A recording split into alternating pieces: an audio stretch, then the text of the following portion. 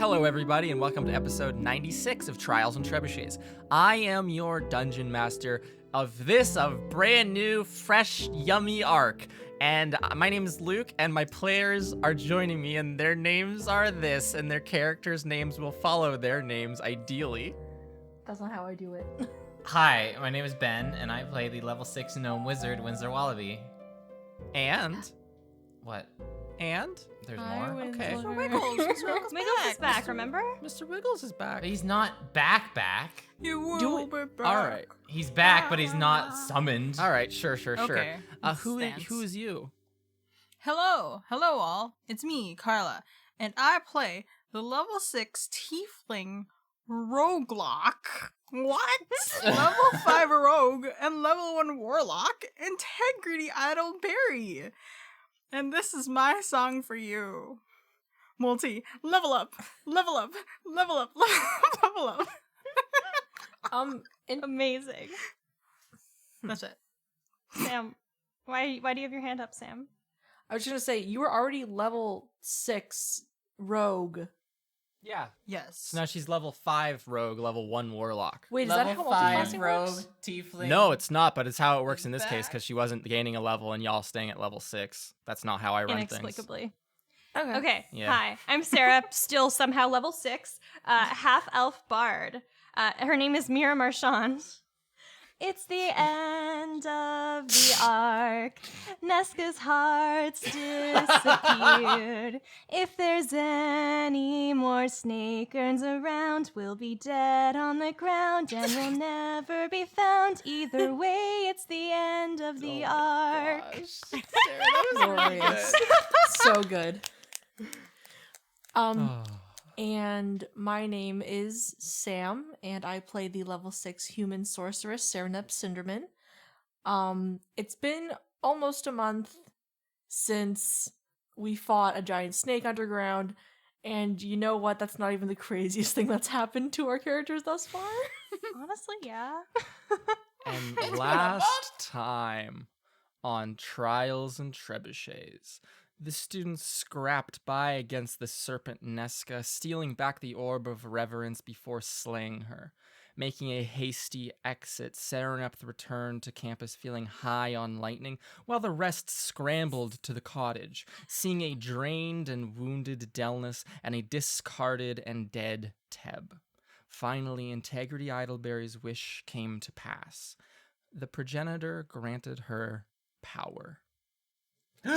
But all of that was so many weeks ago. So wait, were our pets just It has- wandering around the school for 20-something days? And we Oh, just that's never- why you said that. This makes a whole lot more sense after there's been like a time I feel skip. like we should have reunited with Luke the pets told and us then like did the 7 times jump. in Facebook I that we were told gonna have y'all a time skip. motherfuckers that it's been 3.5 fucking Yeah, weeks. Yeah, So but we might never take that reunited with the seriously? pets before we did the jump, so they're just hanging out in the school for the last couple of weeks. 100% Virgil went to the greenhouse. Off camera! Things happen off camera! Why can't we have a scene for it? We're just supposed to Maybe say, it oh was yeah, in my- by the way, they got reunited with their Maybe it was pets. in my plans, and now I'm gonna rip the page out because you've hurt me. I'm sorry, I'm sorry. This is being cut. Continue with your plan. I'm sorry. We trust you. You fucks. That was very raw. That was a lot of anger. It's been 3.5 weeks since you fought Nesca, as previously alluded to by Sam.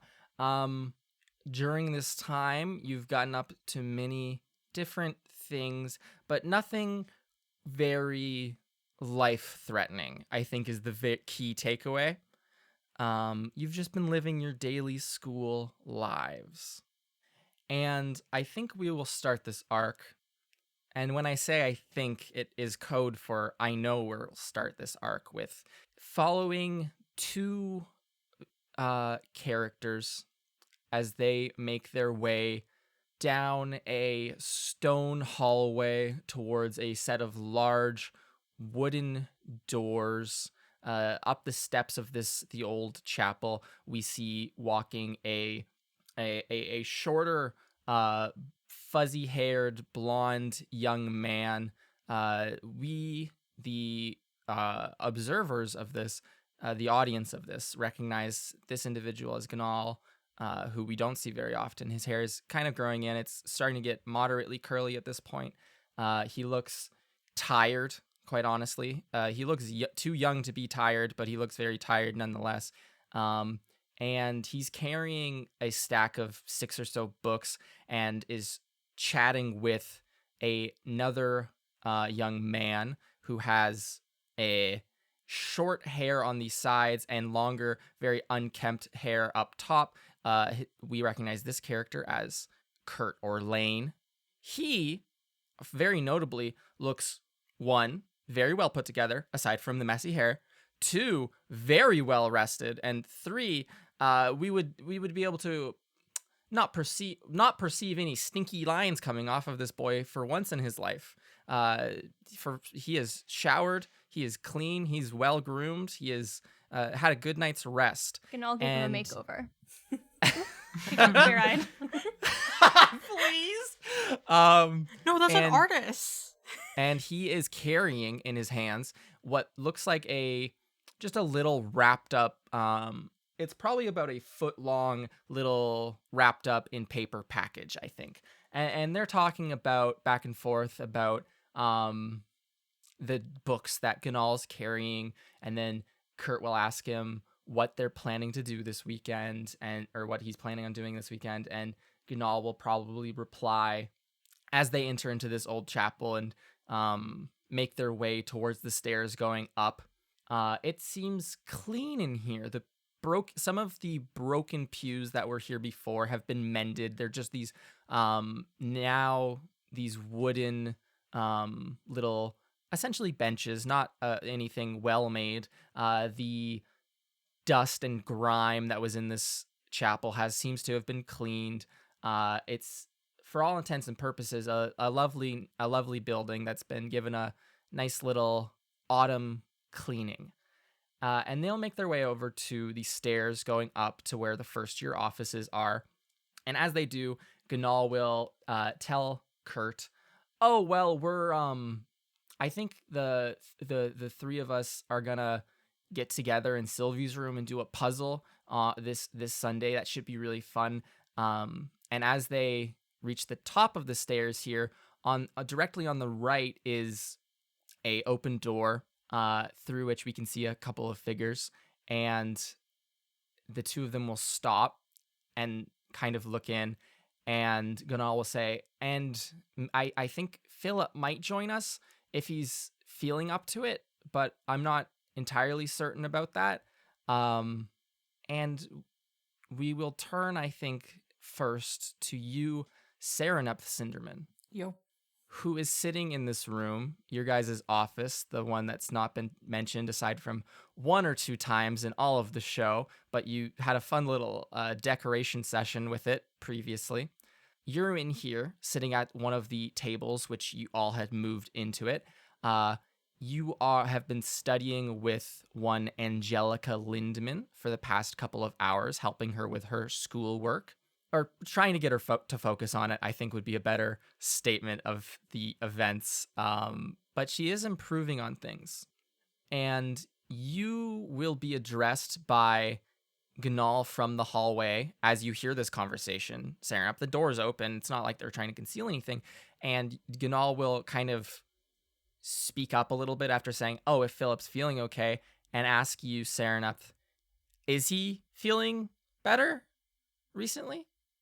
She would say that he's still resting, but he's doing a way better than he was a couple of weeks ago. Like, it's been a slow recovery process. Like, his sight is back, but it's been a recovery. Oh no, don't do this to me. Let's have a flashback, please, and thank you. I'm Welcome hurting to how already. this Don't arc is do starting this to out. me. And this is of Serenep. This is probably a week, just under a week after the Nesca affair, when you stumbled into the infirmary and were put into a bed and tended to in terms of your wounds and everything. as well as this weird just energy that you felt after leaving that room and stumbling across campus. Within probably the half hour, your hair stopped being filled with static and etc., and you might have gotten some rest. But this is a couple days on from that. You are here again, accompanied by someone who is turning into your shadow, I think, Angelica Lindman, and you're sitting on one of these beds next to where Philip's bed is, right? The same place, or a chair maybe next to Philip's bed. You tell me that part isn't entirely important. You're next to Philip's bed some way, somehow. There is the healer that you had originally seen when you came here to the infirmary with Philip that fateful day so long ago. And this old man, seems to just be running a couple of checks on Philip to make sure that everything's all right. Philip is sleeping soundly, as he has been for genuinely the past 5 or so days. He seems to be thinning out because he hasn't eaten anything, but he is breathing normally. His skin doesn't look to be any... it doesn't look like he's losing any vigor or has an illness in any way. It just seems like he's taking a very long rest, Serenepth. And this entire while the healer does this kind of quietly and muttering to himself, Angelica, who is also here and has not stopped talking this entire day to you, it's probably 11 a.m., and she's just been with you the entire day since you woke up. And she's just going to say, and they're not replying to any of my letters, and I know they're replying to Karina's, and it's like, I wish they would just send something to me too, because I don't know. I know that I ask for things a lot, but I just wish that they would say, no, you can't have this, or hi, this is what's going on. And it's just really frustrating, and Karina won't let me read the letters that they're sending her. And so she's been on this kind of subject for the past couple of hours, Serenep. It seemed like she was beating around the bush earlier, but now she's very much just saying these things out in the open. And I feel like you might zone out in the middle of that, or just start tuning her out, because you would see Philip open his eyes. And okay. Oh my god. What's your reaction? This is the first time he's opened his eyes in days. And you see these bright yellow eyes. No white, no pupil, no iris, just a flat yellow. She's going to get up from where she is sitting next to the bed, and she's going to kind of move closer, and she's going to say his name first before she puts her hand on his shoulder, just in case. She doesn't want to like make him panic, because at this point I think she just thinks that he's like, something's still very clearly wrong. But she's going to put her hand on his shoulder and say, Philip, are you feeling better? When you reach out for him, he will like grab your wrist, and he sits up very quickly. And it almost looks like it takes a lot of energy out of him to do that. And the healer might steady him or something to help him keep him from falling over. You could do so as well. But it's like he almost like pulls himself up using your arm, and he'll look at you right in the eyes, and he will say, and I think in the background you can probably hear Angelica muttering like, and then there's like this dream, but you can hear Philip say, I never thought I'd see your face again. Like, she's been trying to hold it together, but like she like starts like crying. She's like holding his hand that's holding onto her wrist, and she just kind of like, she doesn't really know what to say. I think she just kind of hugs him. Like, she tries to like, she's still supporting him up, but she just hugs him, and she's just like, I'm so happy you're okay. Like, I was so worried. And she's just like, she's crying. Yeah. You can feel him kind of crying as well, like wetness on the front of your clothes and you can feel his like body, like a very happy crying, like relief, I think would be the energy in this room. And as you have this small conversation, you do hear Angelica finally stop. The healer will leave you to your business. And that's where this little flashback ends. And we're back in the present with you and Angelica sitting at this table, her kind of like spaced out doodling on the page while you talk to Ganal for a second, like taking any opportunity she can to slack off. And so you give Ganal this reply of, oh, he's doing okay. He's still recovering. It's slow. Philip is capable of seeing. He's gone to 1 or 2 classes maybe, but doesn't have a lot of energy to I feel go like out if they that have any much. classes together, she would be there to like. She would like if there was like a seating arrangement or anything. Like she would like be next to him. She would be like Yeah. making sure everything's like fine and everything like that. Mm-hmm. That's all the stuff with all of that. You reply to Ganal. There's this little moment of like, he like nods his head as if like, oh, okay, cool. Like kind of understanding like, oh yeah, he probably won't come this Sunday to do this fun puzzle with us. And into the room Kurt will step to address the someone else who's in this room. That was a bad way of composing that sentence. And into the room, Kurt will step. Kurt steps Thou into the steppeth room. into this room. Kurt steps into this very small office room, which to describe, there is the wall with the door, which is opposite. What is wrong with me? Are you okay, Luke? I'm just doing everything backwards today. I apologize. There is the wall that has the door on it, and on the other side of the room, across from you when you walk in, there's a big wall that's just completely window looking into a very dark kind of chasm-y looking thing in the stone, within which very little light is emanating into this office. The reason y'all chose the office in the first place was because of this neat window, but oof, no light. But at one of the bookshelves on the left-hand side of the room when you walk in is a very short individual and a very, very tall, or not a tall, very, very tall, a regular, average-sized, for an average person-sized mechanical golem, and their creator standing there next to them, Winsor Wallaby. Hello. Oh shit, we didn't describe either one of you. Serenepth, can you describe Serenepth? I can try. Sorry to interrupt the flow of this. Well, You can always edit it somewhere else in later. so like from the last time we described our characters to now, it's been roughly like a month and a bit, I would say. Months don't exist in this world, but it's been about 4 weeks. Okay, 4 weeks. I'm so sorry. I kind of thought of something that would be interesting, but I never actually brought it past you, Luke. But for the majority of time that, like, the entire time you guys have seen Serenepth, basically, the characters, she definitely, like, is dressing more comfortably now than she was at the very beginning.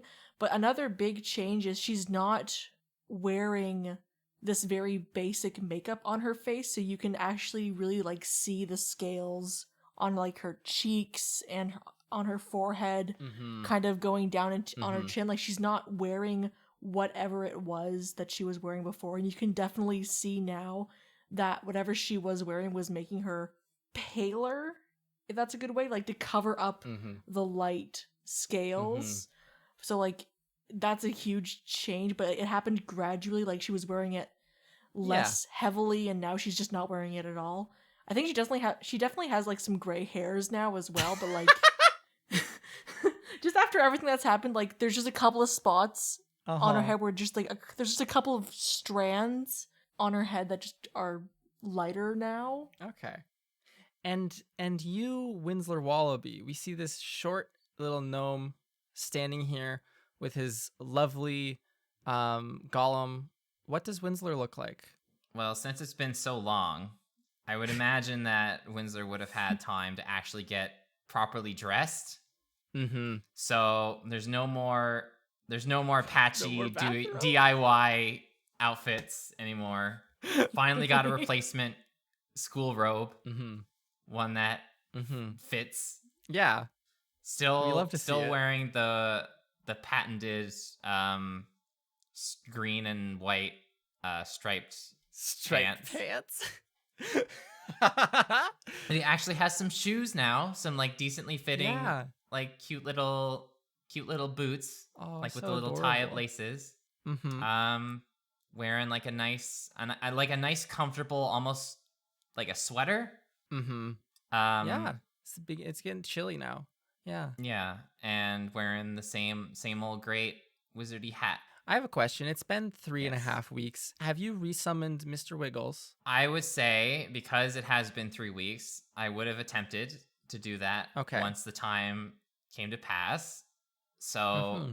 I would say that I would adjust my hat a little bit, Mm-hmm. and you could see like a tail, like just A slip tail out poking out from underneath the hat. Excellent. That's so cute. And so we see Winsler and Wiggles to a point, as well as Yogg doing most of the work here, putting these large books onto. Yogg's like holding a large stack of books, I think, for you, Winsler, I should also as you say, position them. Windsor looks tired as fuck. Oh, excellent. Like it's like a lot of like the high energy is just like not there anymore. It's just super tired. So yeah, Yogg's holding up this stack of books for you, and you're just like putting them onto this shelf, like in the office, so that they're just here instead of, because your bookshelf in your freaking room is already full of all these things. I live here so now. like yeah. And Kurt will walk over to you with this little wrapped up package for you, and he will hand it out to you and say, "This is for Integrity. I don't know where she is, but could you just pass this along to her? And also, if you don't mind, Winsler, uh we have to do some work, and I was wondering if Yogg would mind helping us out with it." Okay, yeah, And- I can definitely get this to Integrity as soon as possible. Y'all can go help you with Awesome. whatever you need. I think I can handle the rest of the organizing with the books here. Yogg will say, "Very well, creators," and place this large, probably 14 books, very thick books, down onto the ground in front of you, Winsler. They stand towering above you, and will lumber off with Kurt and Ganal.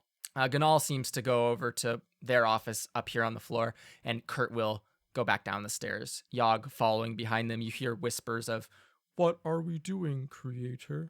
As they wander off. Where are we going? And Winsler, let's do a little flashback to a big thing that's happened with you in the past couple of weeks. Ah, heck. So, you had a very interesting idea, and in having this idea, you realized that it was necessary to go finally to the archives again. Yes. And so we see Winsler on a early morning. No. No. In No. the mid-afternoon, after classes get out, we see Winsler make his way into the archives. Are you gonna go ask at the front desk, or are you just gonna try to find everything by yourself? I'm gonna try and find everything by myself, because I feel like if I just ask what I'm looking for specifically, it might a be bit- like Set off some like flags that they have. yep, Uh, some sirens.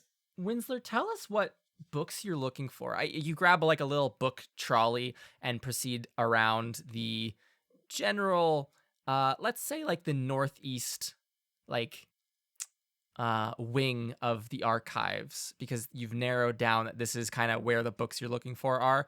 Most of them, there's some in the restricted archives that you can get later if you want. But you take a little book trolley and make your way over there. One of the wheels is kind of squeaky the same way it like a shopping cart would be, and it's like, oh, this is very annoying, but whatever. What exactly is this project you're working on, Winsler? I am looking for a lot of books relating to mostly enchantment-centered magic, Mm-hmm. particularly involving how would I put this? It's almost like a means to bind creatures. Okay. Like binding a creature to an object. Or vice versa, or Or binding them to a person or something such as that. Okay. Give me an investigation check, please, boy. Winsler. A flashback check, if you will. Nope, that's an 8. An 8? Yep. You look around, you see a whole set of books that are just magical contract law. That you just shove volumes 1 through 10 onto your cart, and you're like, I really hope this does it. Winsler becomes a lawyer. Oh my god, please. There's like a lot of the other books in this area that seem to be on the same topic seem to be checked out right now, so you're not having a terrible amount of success. And to top that all off, the wheel on your little cart, that squeaky little wheel, you can feel it getting squeakier and weirder as it like catches on the carpet. And as it starts making more and more noise, right? Like just squeaking loudly in the back part of the archives. I think that you would hear from around the corner some clicking start coming, and if you were to turn around, you would see one of these archive assistants, these little modrons. This one is a little pyramid with the point pointing downwards and little legs and arms coming out of it, and they're just like wandering over at you and like clicking a lot in this language that they speak in and like shaking their mini hands. And they will begin to like fix this squeaky wheel for you, seeing as you're not understanding what they're trying to convey to you. Winsler, they're probably like a foot taller than you as well. Like it's a very large being. And they're huge. Yeah, this one is. There's different kinds. Coming from around that corner, you hear humming. Humming. Like Exactly very, what kind of humming? Like whimsical humming, I think, is a good way to describe it. Like something where it's like someone's doing something they enjoy. Give me an insight check, actually. Okay. I'm not giving you this information. Just like push past all the books so you can see who's on the other side of the bookshelf. Like push. Let's see, that was insight. Yes. Okay, well that's a 16. Much better.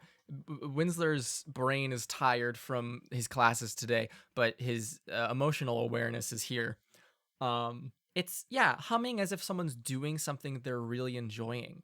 And you can there's just like so much happiness in the humming, and it's like, who is happy right now? Why? What is going on? Because you're just exhausted. It's like that feeling where you're grumpy and you want everyone else in the world to be grumpy also. Yep. But you hear this humming, and you can go and look at that if you want. It'll probably take this little modron a couple moments to fix your shitty wheel.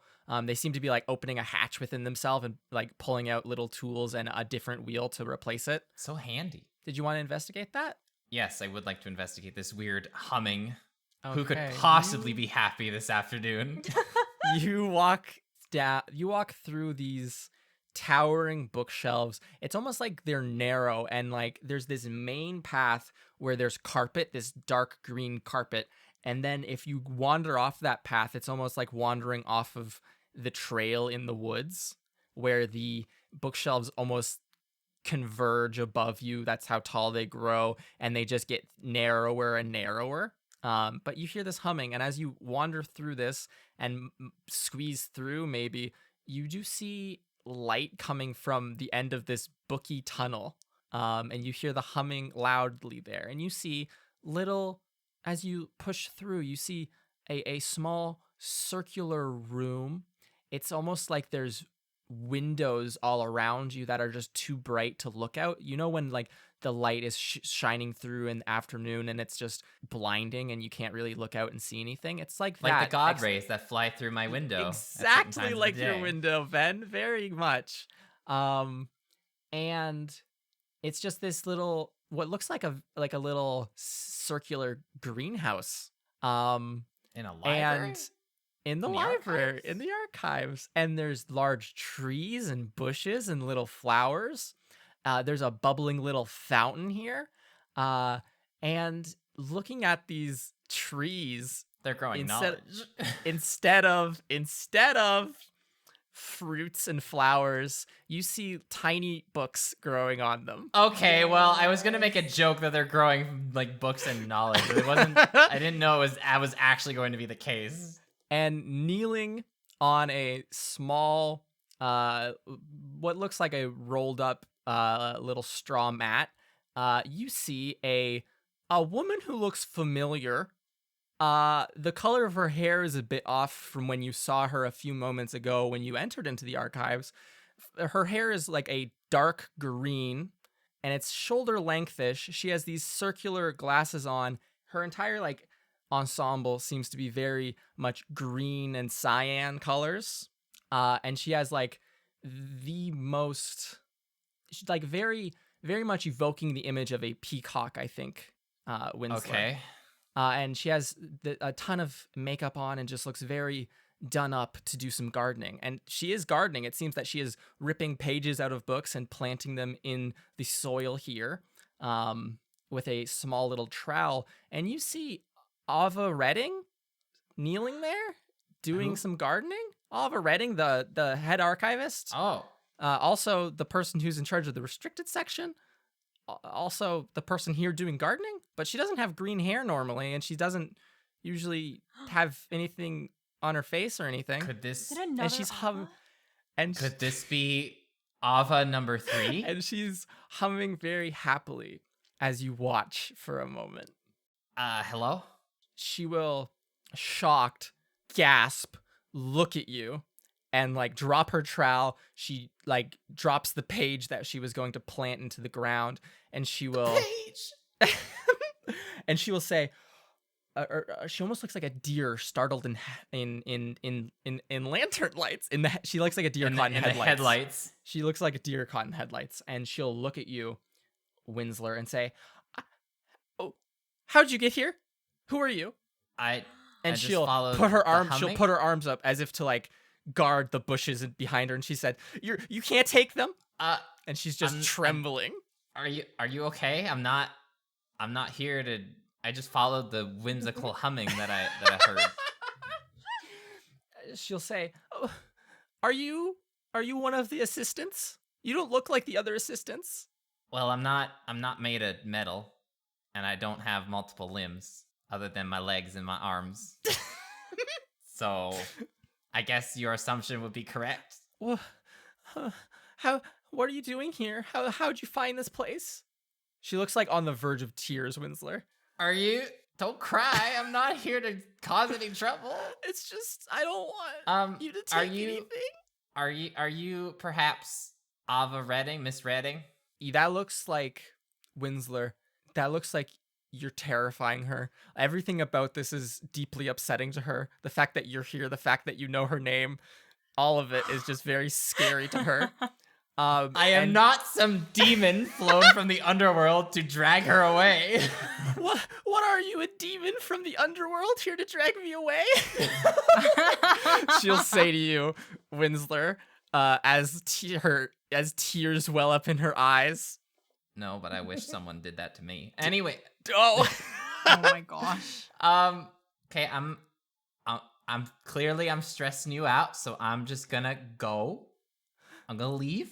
You see, I'm backing up slowly. you back up, Winsler, and bump into what feels like metal, and you can turn and see this large pyramidal Modron who just clicks at you angrily and gestures with that wheel that it took from your cart, and will like click, click, click, click, click, click, and like gesture for you to like pointing back down this tunnel of bookshelves. All right. I'll get at it. I'll get out of here. Jeez, And don't need to be so pushy about it. and you just hear Jeez. soft crying as you Oh my crawl god. back out into the main archives. And as you make your way back over to like your cart and like look back over your shoulder where that little thing was, it's almost like the bookshelves closed back up behind you. And you don't hear crying and you don't hear bubbling of fountains or anything. And you're just back to being alone in the archives. And then you look at the shelf and you see that while you were there, or not even while you were there, but you just look over as you push the cart down the hallway towards the entrance to check these books out, and you see one book that just says object storage in the modern era, and it's like someone putting a barrel inside of a bigger barrel on the cover, and you slop that one onto the cart because why not? What a great looking cover. And that's the experience. And now back in the present, you're Fucking archives, man. I love the It's archives. just like a whole new world. Y'all should spend all your time in the archives, please. It's like, what the hell? There's like secret weird area gardens that grow knowledge, and there's also like a weird dungeon that's guarded by like a goat head door. So Winsler, you've just been handed this book from Kurt. He's left with Yogg.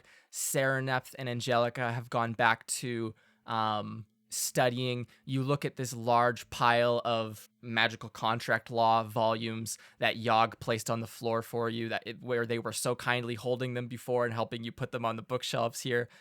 You now must do that alone, but at a different point, because you've been tasked with finding Integrity Idleberry and giving her this little package. Oh yeah, courier campaign. Courier campaign. It starts now. Do you want to go try to find her?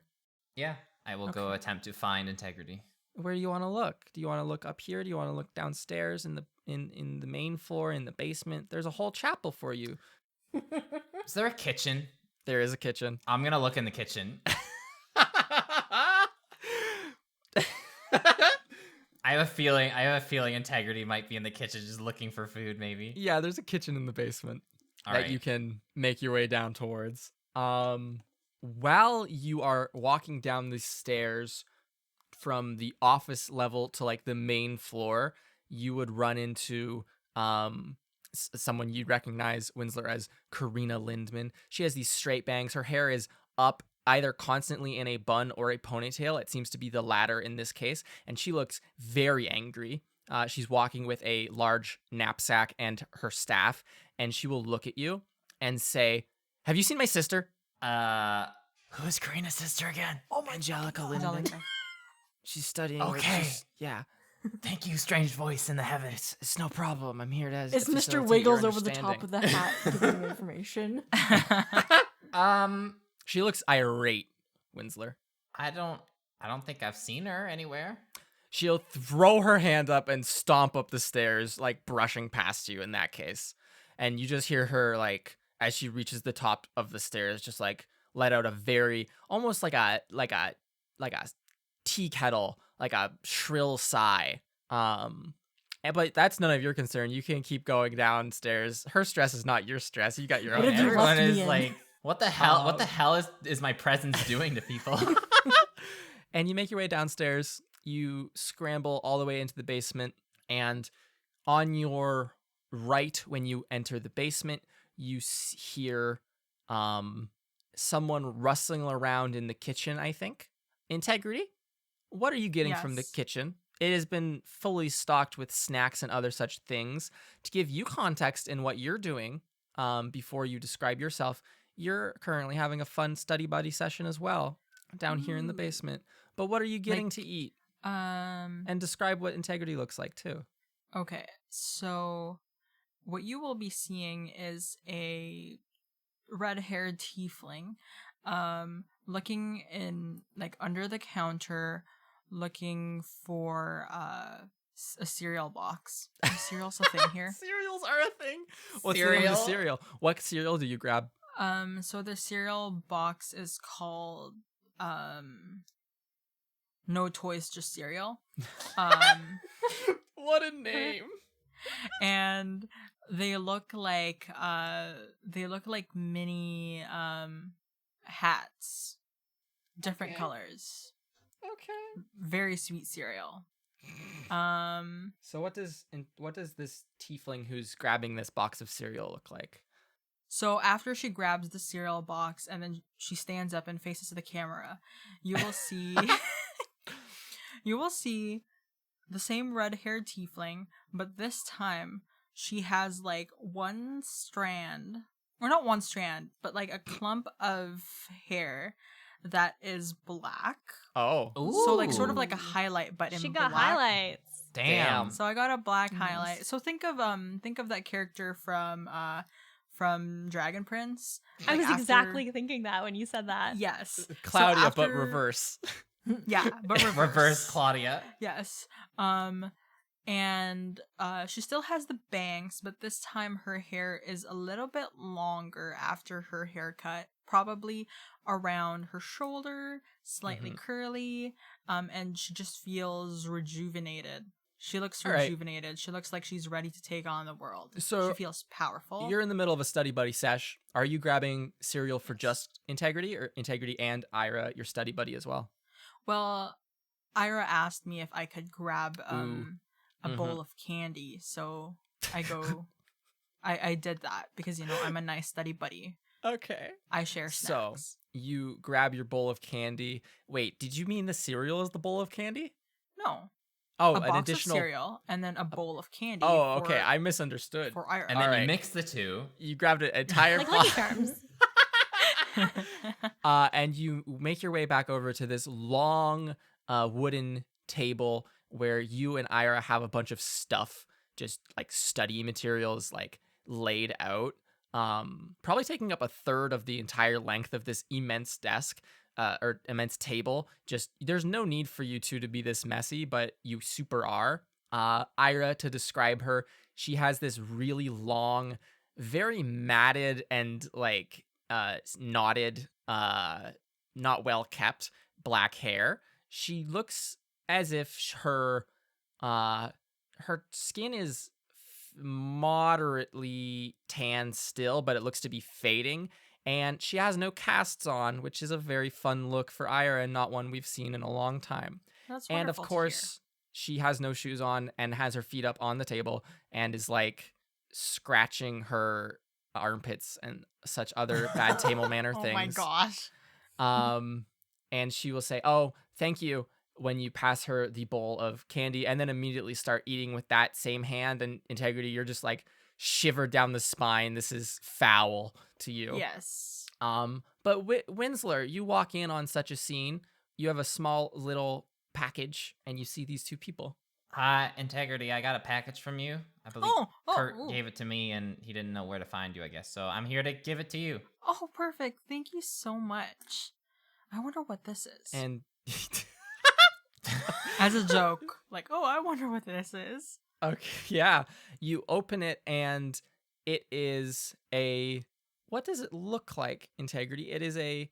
I think I actually want to ask Ben this question because that's more interesting for me. I'll just tell you what it is, and you describe to me what it looks like. The fuck is it? It's a lead holder for a dagger, similar to like a toothpaste holder, like a full little capsule thing to put a knife into that can also go on a belt. What's it look A like, Ben? sheath? Like a sheath, like a lead sheath. Yeah. Okay, I was like, why are you describing it weird? This is I'm like sorry. It's almost like a popsicle or something This that I'm thinking of. This entire episode has been just Luke does bad narration at the players, and I apologize. Okay, what does it look like? I want to say like it's indented, like it's carved in a little bit Mhm. in some areas, and it's got like an elaborate, almost like candy cane spiral that goes to Oh, the end. yes. This is excellent. And that's all like indented into it, so Mhm. it's got some depth. I think that's neat. So Integrity, this is the thing that in the past 3 weeks, after you picked up your wand from Kurt, that you were like, make this for me, and paid him to do such. And I think we'll have a little flashback, speaking of wands, if that's okay with you, Integrity Idleberry, level 6 roguelock, Yes. tiefling roguelock. You are Flashback City. sitting in a little office. It's very, I would describe it as cozy above all else. There's a lovely tapestry on one of the walls. The wall that you're looking at has 2 large windows in it, and across a tiny courtyard, you can see a big old tree that has a couple of birds in it right now. One of the windows is open so that the fresh air, this kind of cool end of summer air, can flow in and kind of get rid of the mugginess in the building. There's this big desk between you and this older woman who you're speaking to. She has like gray hair. She's wearing a very stained professor's set of professor's robes. You are visiting Professor Doss in her office at the Conjuration Department, and she has provided you a lovely glass or a lovely mug of warmed up beet juice, which she is also drinking, and she is sitting leaned back in her chair and looks to be unhappy. But she will say, "So, what did you want to speak to me about, Miss Idleberry?" I just wanted to ask if you could teach me a spell. I don't know if the spell exists or if this is even possible, but I'm just generally curious. I And wanted. what's this? Yeah, yes. So I found this wand, and I will take out the wand, and I just wanted to find out what the last spell it cast was, Mm-hmm. or if there's any history behind it. I do not know where to start. So to describe the wand, you know those bowls that get cast, like that whole fun thing that people always talk about, where it's like the bowls that get broken and then they recast it using like a molten metal. Yes. I think that this wand looks very similar to that. It was like snapped and splintered, and it's almost like it was brought back into shape. And all of the parts where the cracks are, where there's gaps and everything, it's like there's this. What color metal integrity do you think is coolest? Ooh, I would say let's go with gold. Oh, okay, just straight Rose up gold. gold. Rose gold. Okay, Kirk got his hands on some rose gold and used it to patch this wand up for you. Very magically conductive rose gold is. But yeah, it's like now this marbled wood and rose gold little wand. And you'll hold it out. Doss will lean forwards and say, yeah, can I do you mind if I see it for a second, Miss Idleberry?" Oh, of course.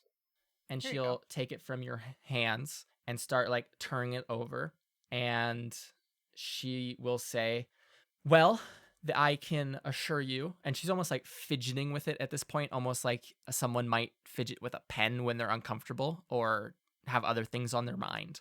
And she'll say, "Oh, well, there is definitely magic that can do that. But Miss Idleberry, this is the Conjuration Department, and while I can very much help you, our budget is severely limited. So, doing that would," and she'll put the wand down before she does something with it, such as break it.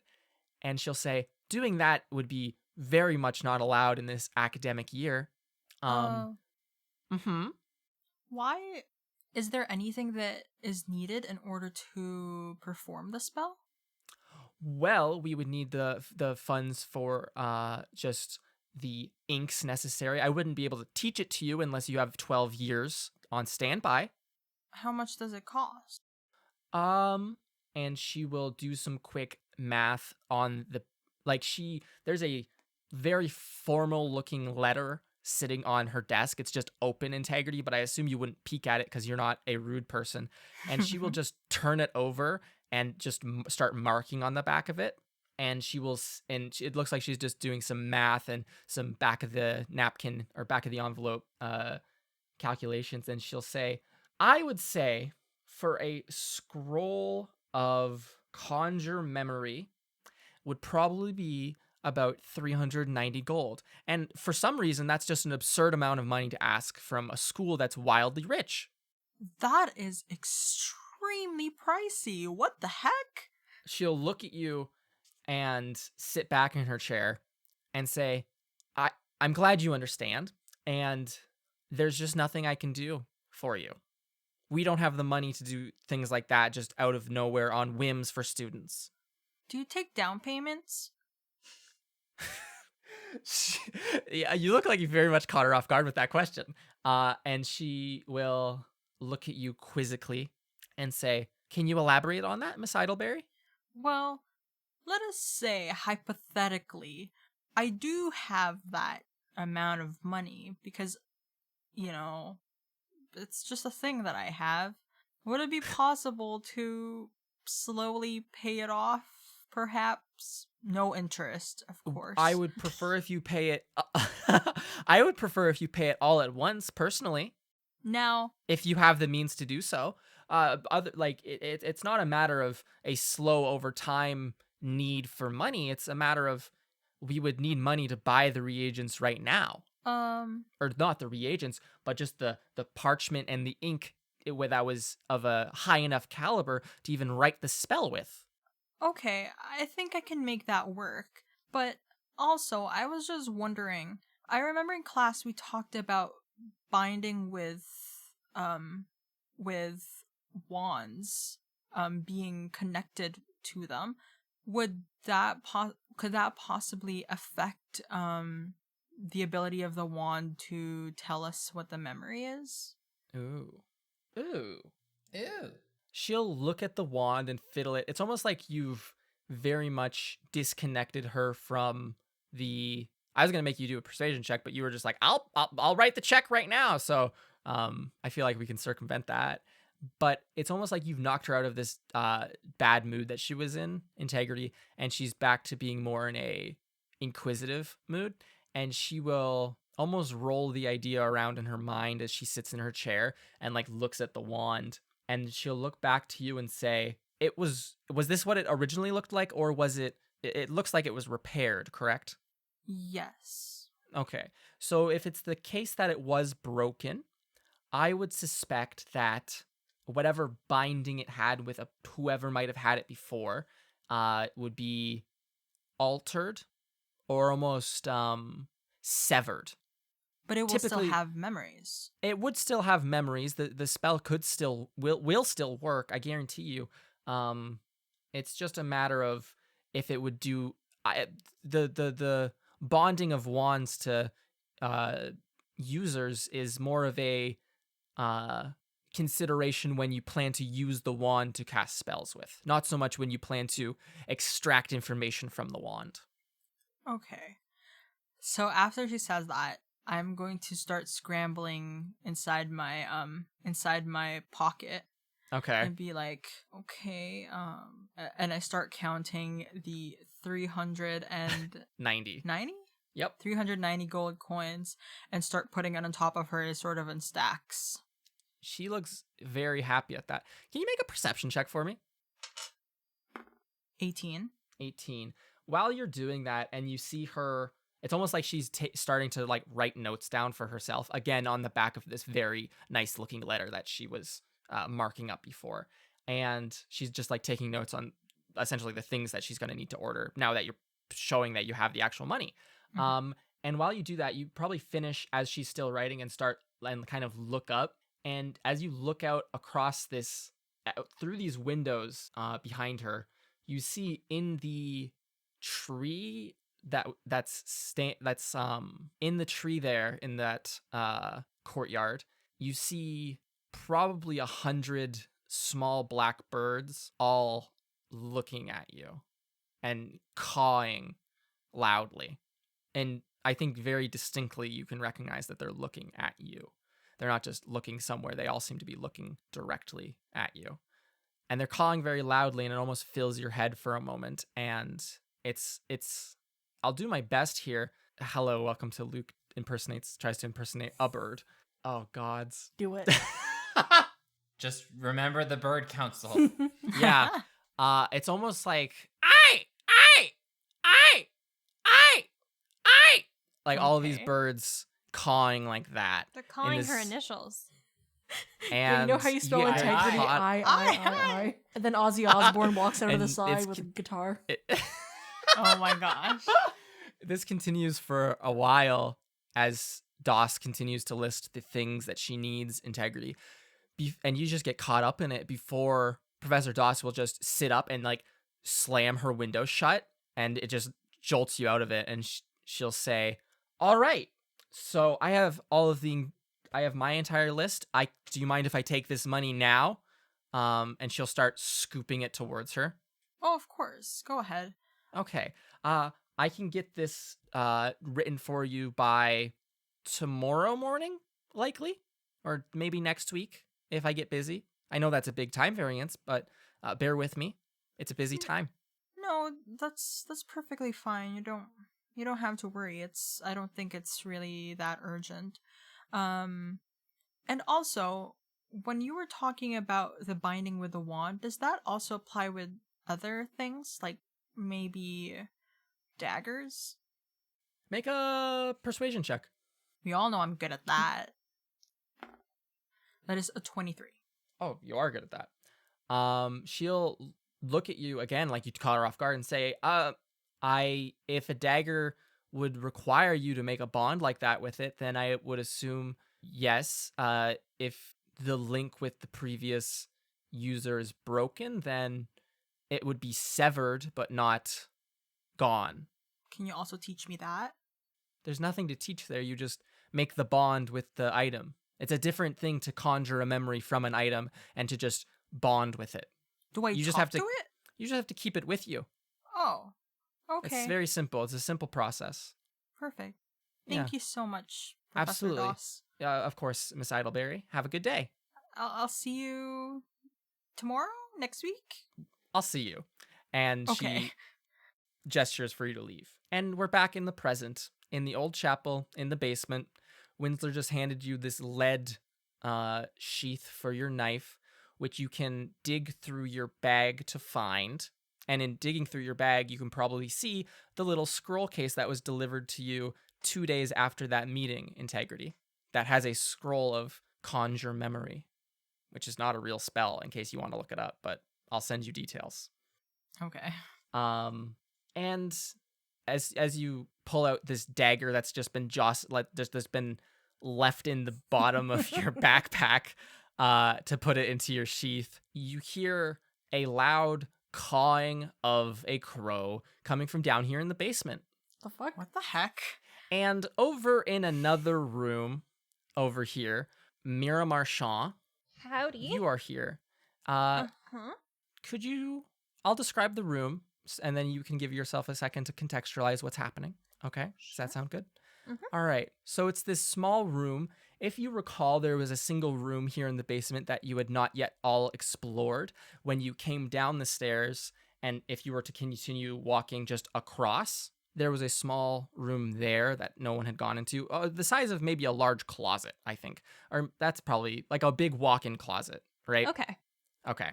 And you are currently in here. In against one of the walls, there's these platforms of varying height that seem to be made out of wood. There are on the ground underneath them large circular stones, as if someone would pick them up and put them onto those platforms. And against the opposite wall, there's just a bunch of these cylinders, these steel cylinders with ropes through them. Imagine a bucket, but the bucket is not hollow, if that makes sense. Okay.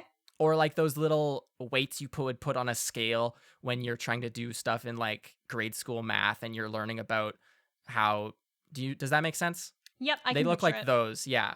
Is the rope going through it, like top to Yep. bottom? Oh Yep, no, okay. like through the side of it. Okay, yep. Yeah. And in this room with you is a white dragonborn, who's kind of, we'll get to that, and sitting on one of those little wooden platforms raised up off the ground is a very short, black-haired halfling. You know this to be Veldin Deeplake and Murundine Purebone. And Mira, you're in here after having been I asked you about this but wasn't specific, so please tell me if any of this doesn't make sense and we can remedy that. But would it be in Mira's character to be to like take a bet or to try to do something that someone was like, well, you can't do that?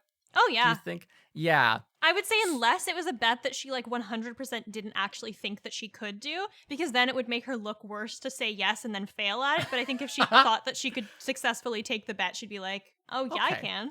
Okay, so probably about 10 minutes ago, there was a conversation going on upstairs where you were studying in the office of Murundine and Veldin and Ira and Karina with Murundine, and he brought up the subject of your new arm and the fact that he didn't think it was very useful and you probably should have gotten something better. Veldon told him he was being very rude, but he insisted that I think you try to prove that it was useful. If you were to continue to insist it might be useful. And so you are here in the basement, and there is a 30-pound weight in front of you that you've been trying for the past 10 minutes to pick up with your right arm. Oh my god, okay. And now, after having dropped it for the umpteenth time, a small paper crow is cawing loudly at Mirundine, who laughed at you for not being able to pick it up, and turned to Veldon and said, I was right. You're here. I was right. The arm is And- fine. I'm just not used to it yet. Mira, can you describe yourself? Yeah, of course. Mira is 5'8". She's very well put together. She has dark skin. Last arc she had braids, but it's been like 5 weeks since the party, so they would have grown out. So she's back to her classic curls. She's probably like in the past been like wearing a lot of tank tops because she knew that she was gonna get this new arm, but didn't want to like cut the sleeves off her clothes. But now she's in fucking very cozy fall attire again. I think the arm, if I can describe the arm. We'll get to the arm in a second. Okay. I will not describe the arm. Okay. That's Mira. So that's this scene. And Integrity and Winsler, you can like look around the corner and you hear them like yelling. You hear Kurogami like cawing and almost like flying towards Mirundine as if to be like, knock it off in this kind of manner. Attack very protective. mode. Yeah. The manner in which a bird might do. And we'll have a little Mira flashback, I think. Okay. So, Mira Marchand, it is 1 week ago. You are in the necromancy department. You are lying on a chair on your left side, or almost like more of like a table, I guess, or like a recline, like like a dentist chair, I guess. Yep. Where they like lean all the way back. You would be like lying on your left side. Your left arm is like almost going numb. Well, your upper left arm is almost going numb. The bottom part of it, you can't really. It's fine. It's just warm. It's cool though. Not numb at all. No weird arm stuff going on here. And you're just staring at this. The only really interesting thing on that side of the room, on the wall in this lab, is just a bunch of racks with these very plague doctor adjacent outfits hung on hooks with these large crow-like masks and such things. The attire that apparently necromancers wear when they're in lab, because it's not just a profession, it's a whole aesthetic. Honestly, I And- respect It's it. holistic. Absolutely. And you're lying here. This is probably like the third or fourth time you've been in this room as Professor Alaro does like the final adjustments and tune-ups on your arm. And it's strapped across there's a leather strap that reaches across from your right arm across underneath your left armpit. And then there's another one that goes down and maybe attaches to your belt or something, if that makes sense. Okay. Describe what this arm looks like. I would say that the color is sort of a golden brass. Mhm. It's sort of segmented, so there's clear separation between the joints, especially like on the hand to account for like a Mhm. lot of finger movement. Mhm. I would say that the fingers, like the actual arm, is made of a material that it isn't ivory, but it kind of like the texture sort of almost feels like ivory, but the fingers are Mhm. made of a more kind of plush material with a little bit of flexibility and give to it. Mhm. And to account for an arm that can successfully play music while still having the trade-off of not being uber expensive and taking a million years to make, there is no pinky finger on it because harpists don't use their pinky fingers and they're often considered a distraction. And so there's this arm is being fastened to you. Your arm is being put on, I think would be a good way to say it instead. And so you see this, you're just concentrating on these these plague doctor masks. There's this lemony scent in the air, partially of disinfectant and partially of Professor Alaro's perfume. It seems like they are the same scent almost. And she is leaned over, attaching this to you, doing some tune-ups and adjusting how it sits on your arm and how it there's like a small part on the end that like grips onto your shoulder so that it has some traction against it. and she will be concentrating very deeply. Do you want to talk to her or anything while she's doing this, or is this just silence? I think Mira is just focusing like very intently on the wall across from her, and is like, I think she's like a little bit nervous, you know, Mm-hmm. because like how is Yeah. this going to turn out for the first time? Give me an Arcana check. Arcana check. 17 plus 3. Okay, that's a good check. So it's almost like she tightens a single spring. Like all the other fittings, it's just been like, oh, you're putting this piece of metal on me. Ugh, right? Like it doesn't feel like an arm. It just feels like something that someone is putting on you, almost like a extra burden. And this one, however, it feels different. It fits nicely. It fits very nicely. It feels like it belongs there. And you hear this groaning as she tightens a spring near the elbow. And all of a sudden, you just have this jolt, and you feel like an arm there. It doesn't feel the same way like your arm did feel, but you have like a tactile sensation again, not just this phantom sensation in your right arm. And you can then immediately feel pain as the spring continues to be tightened, as Professor Alaro continues to tighten this. Whoa! Ow! Oh, can you feel everything? Is it working now? Yes, it hurts. It's very tight. Is it Oh, supposed okay. to feel tight? No, it's supposed to feel comfortable. I'll just Okay. untighten it until Thank you. just let me know, and Okay. she'll, yeah. And then she will close the back plate of your arm. It's almost like there's a underneath, like the part that would be touching your side when your arms are down. There's like a small plate to access all the inner workings of the arm. And additionally, on your forearm is the same thing. And then your actual hand would be a bit more open. And I think she would even have told you to be careful with it, because if stuff gets in there, it could mess things up severely. But again, cost necessitates that it's open. And she will kind of push back on this chair and slide away from you. And she will say, all right, so as she puts her tools away, it should be working all fine now. Try it out right now before you leave, and we can see if there needs to be any more adjustments. And she'll give you a very big smile. To describe Professor Alaro, she looks very similar to Ira, who we've already seen this episode, except not with the matted hair. Her hair is long and dark and very, very well kept. She's just wearing plain black clothing, like a buttoned up shirt. The professor's robes are like draped over the back of her chair. She looks to be very tired, and she just looks like Ira, but older. She's this slightly older elf. And she will say this to you, to try it out before you leave. Okay. I think that Mira would have her instrument with her. I think that she Yes. would have brought it. Yes. I think that the first thing she does is like grab on her lyre and like just play at it. Give us a performance check, Mira. Performance check. That is a 16 Damn. plus 10. That's a 26. Excellent. What do you do? What do you play? How does it sound? How does it feel? You describe I this.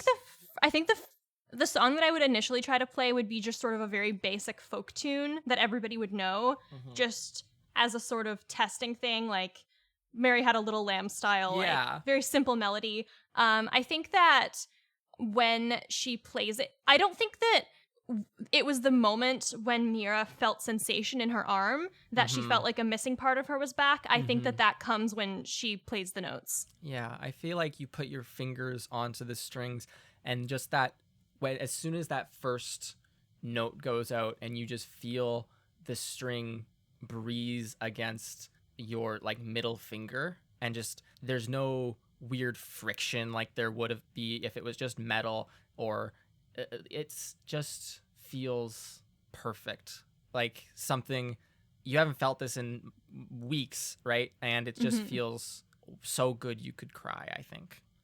Yes, I think that Mira is tearing up. Okay. Professor Alaro will put an arm on your back and kind of kneel down next to you, because the table's kind of low, or the chair you're on is kind of low, and she'll say, is everything I don't really have I don't have an ear for these things, but is it working well? Does anything else need to be changed? Miss Alaro, it's perfect. And It's she'll give perfect. you a very big smile and a very big hug, I think. Aw. Yes, Mira will hug Professor Alaro back. Okay. She will allow you to collect your stuff. I assumed you came here like right after class. Yeah, she probably Um, has like a book bag with her. Yeah. and- And she'll be cleaning up her things. I think that, yeah, you've been here for a couple of hours now. It took a while. And she'll be cleaning up her things and preparing to leave while you're doing the same. And she'll say to you, so you need to take it off every single night and make sure that it's clean. You need to clean the arm and your shoulder where it straps onto your arm. Talk to your roommate and make sure that they can help you with it if you need help to put it on. Okay. It's fine to not want help with doing these things, but it's fine to ask for help if you're comfortable with it, right? And Okay. I'm not here to always help you put it on, and nor will artists or nor will your other friends. So your roommate will be there when you wake up. Talk to them and make sure that they're okay with doing this. All right? Okay, I'll talk to Alina. Okay. Next, I guess that's the big important things. Have you spoken to Delnis? She's been in every single day and checked on this like every single day. Didn't know that she was coming here so often. I was wondering if something was happening there. She's incessant. I'll talk to her. I think it's just been stressful, you know, for everyone. Are you and- doing okay? It's been nice to, have these few weeks of classes.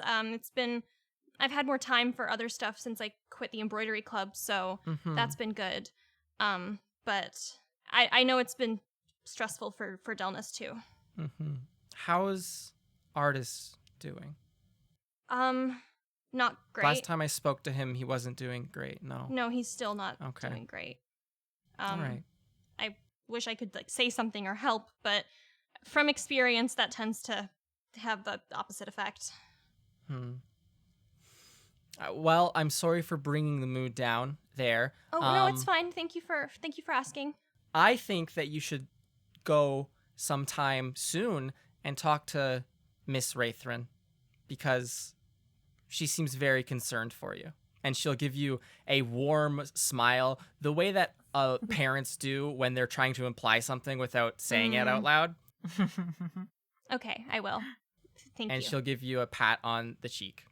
Absolutely. And now we're back in the present tense where Murundine is saying, I just think that a different arm, like a fully steel arm that could just pick things up, would be more useful in the long run. Like, what if something else comes and tries to take another arm?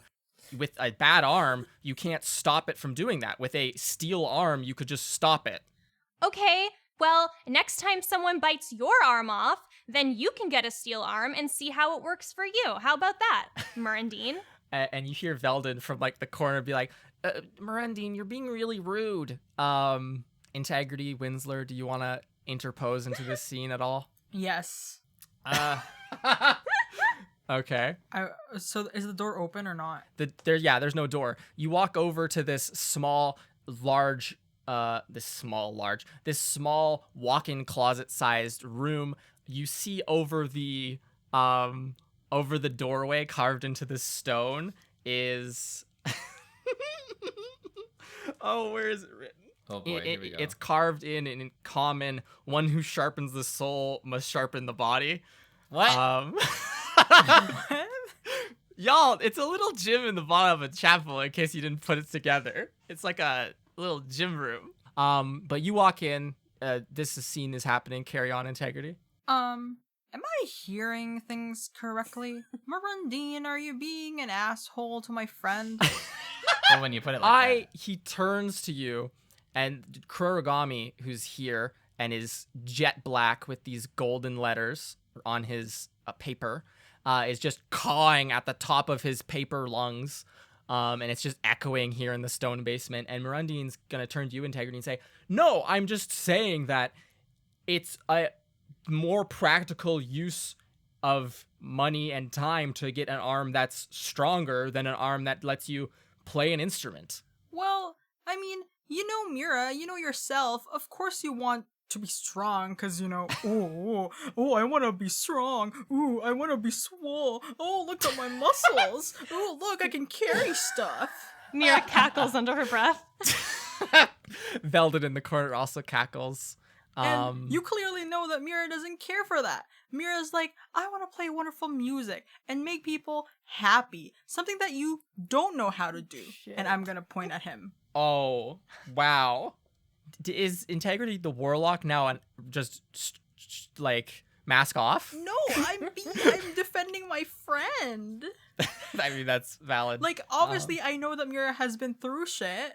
So, like, and plus, obviously, Mira's my friend. So, yeah. It's a no-brainer.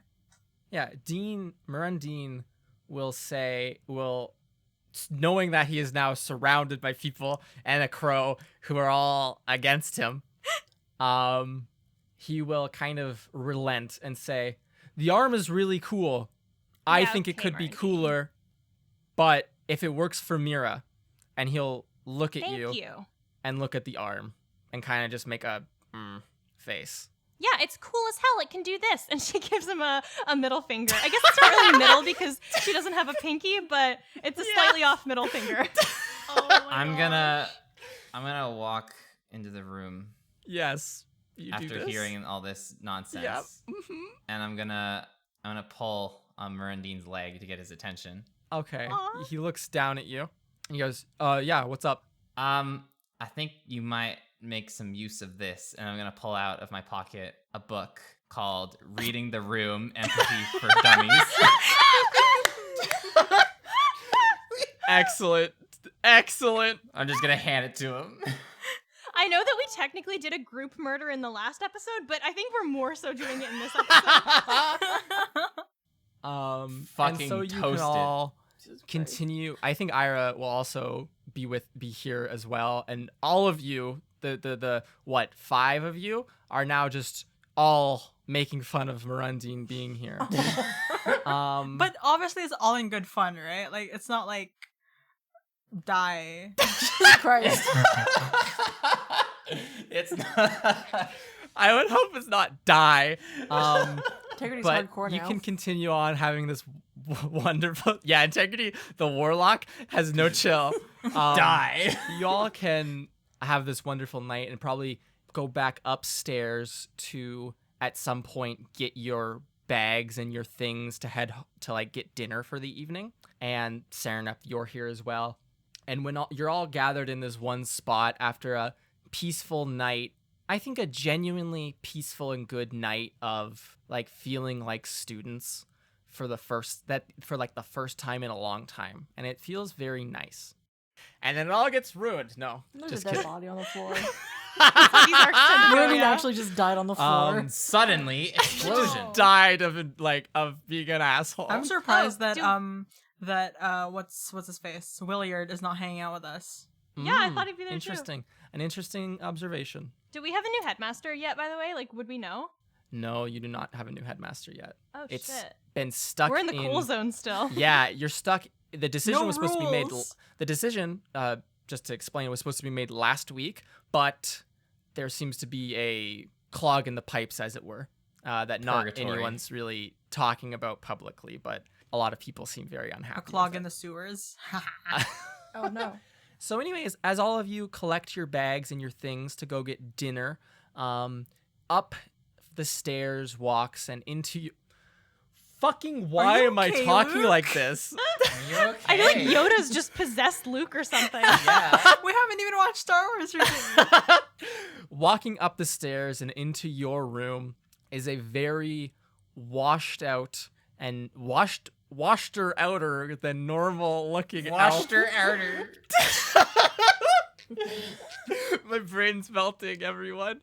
A tall elf with dark hair swept back and pulled with a ribbon into a ponytail, and wearing just dark robes. Artist Artesian will walk into your office. He'll knock very slowly on the door as all of you are like assembling your things and going like, "Oh, I want dinner so bad." Dinner. I'm so hungry. Food. And he will say, "Hello, everyone. Good evening. Hi, Artis. How are you all Hi, today?" Artis. Not bad. How are you? Oh, and he'll give you a smile, and it's not a fake smile; it's an actual smile, Amira, but just not one that's like I'm genuinely happy. It's like, oh, I can be happy for. I'm good in this moment, I think. And he'll say, it's been an okay day.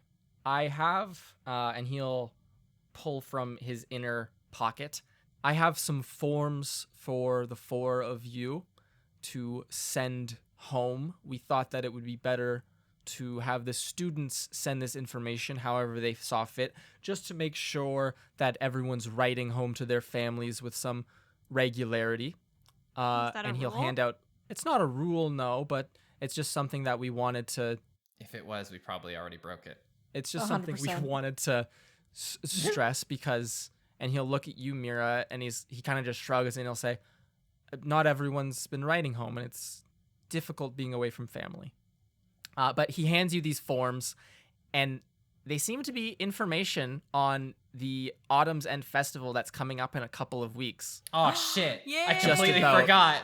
Just about Yes, Autumn's End. family traveling to campus and where they will be staying in lodgings and how many people can stay, Sweats. etc.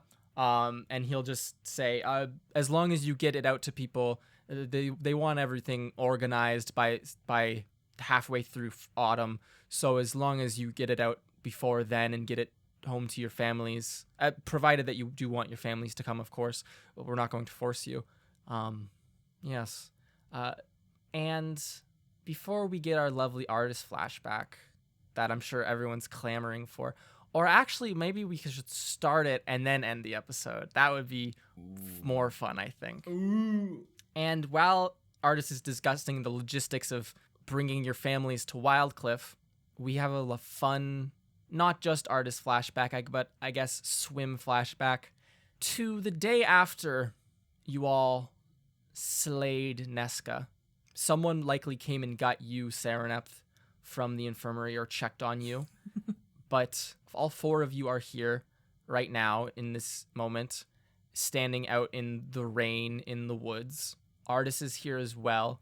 He is very well dressed for the occasion. And you are all standing over a very small mound in the earth below a large, towering elm tree.